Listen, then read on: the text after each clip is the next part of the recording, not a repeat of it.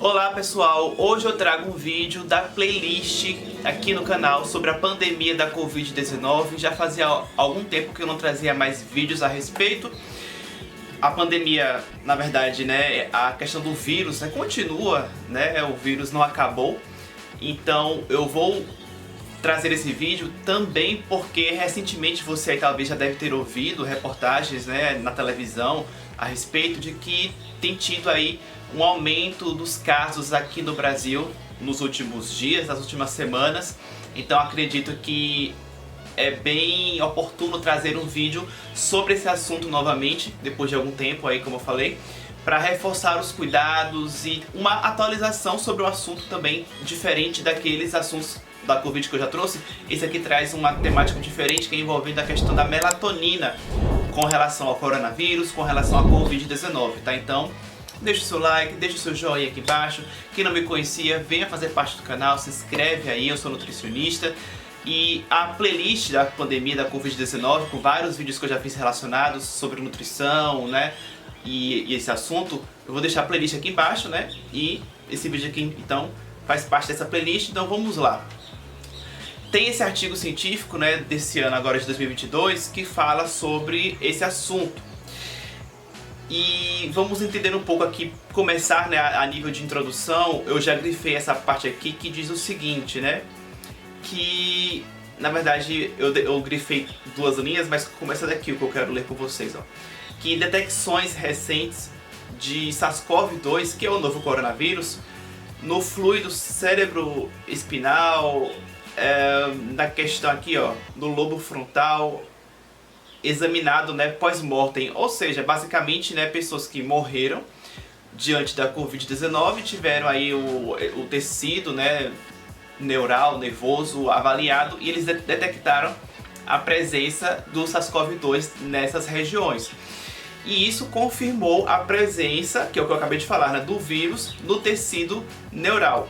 Ou seja, o que eu quero passar de mensagem aqui, inclusive, nesse momento, é mostrar o seguinte: cada um agora, né, por exemplo, não existe mais a obrigatoriedade de máscara nas ruas, enfim, como já tivemos há um tempo aí. Então cada um, teoricamente, está livre para usar a máscara se quiser, se não quiser não usa.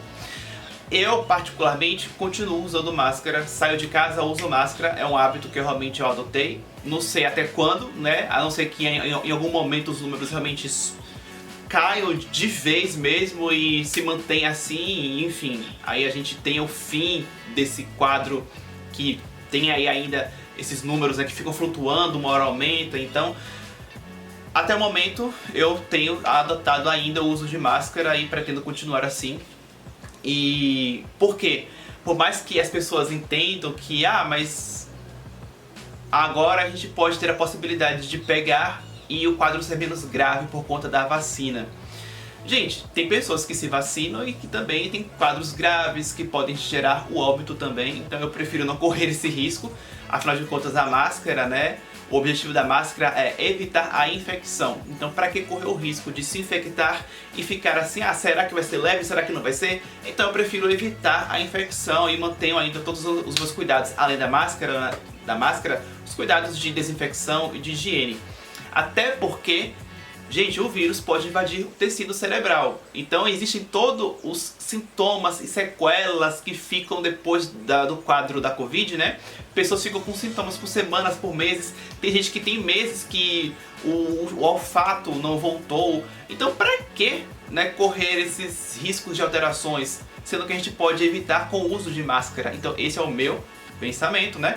E aí vamos falar um pouco mais a respeito disso agora, com a próxima imagem que eu vou colocar aí na tela para vocês, que mostra um pouco dessa invasão do vírus, né, na região cerebral. Você vai entender então essa relação. Veja, aqui a gente tem mostrando o seguinte, né, que a cavidade nasal pode ser a porta de entrada para o SARS-CoV-2 no organismo humano. Daí então o que eu acabei de falar, né, por isso que eu fiz questão de falar essa minha posição de eu usar máscara, porque, gente, se é a principal porta de entrada, né, eu prefiro evitar. E por que eu prefiro evitar? Porque uma vez que o vírus entra pela cavidade nasal, ele pode, olha só, gerar o que eles colocaram aqui como neuroinvasão do SARS-CoV-2. Poxa, olha que o vírus é representado aqui por essas bolinhas azuis. Ele pode afetar, gente, o cérebro. Então eu penso o cérebro como realmente um órgão extremamente vital. Se tem algo que pode atacar o meu cérebro e pode trazer sintomas leves que sejam, ou alterações significativas, adversas, como por exemplo atrapalhar no meu sono, sei lá, a pessoa, como eu falei, né, o cheiro ficar até sem o cheiro mesmo, né, das coisas. Então pra que eu vou querer isso, né? Então assim, eu prefiro ter essa prevenção aí com o uso da máscara. E aí aqui tem até uma legenda falando, né, que com essa entrada pela cavidade nasal, o vírus pode afetar diretamente o sistema nervoso central, afetando, por exemplo, o bulbo olfatório, que é justamente afetando, muitas vezes por conta disso, né, a questão de falta de cheiro ou cheiros alterados, né? Então você tem essa perturbação por conta desse vírus. E uma vez no cérebro, o SARS-CoV-2 ele pode iniciar uma resposta imune inata nos estágios iniciais da Covid-19, o que pode resultar em desordens neurológicas. Isso está descrito aqui, tá na legenda que explica a imagem. Então, veja, o vírus, uma vez no tecido neural, pode, no sistema nervoso central, no cérebro, né, pode resultar em desordens neurológicas.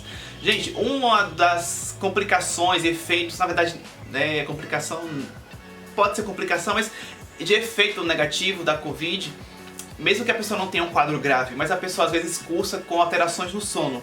Dorme mal, não sente sono, fica com falta de sono. E justamente você dormindo mal, você tende a piorar o seu estado de saúde. Então, se você for parar para pensar, o vírus ele causa alterações, ou seja, você dorme mal.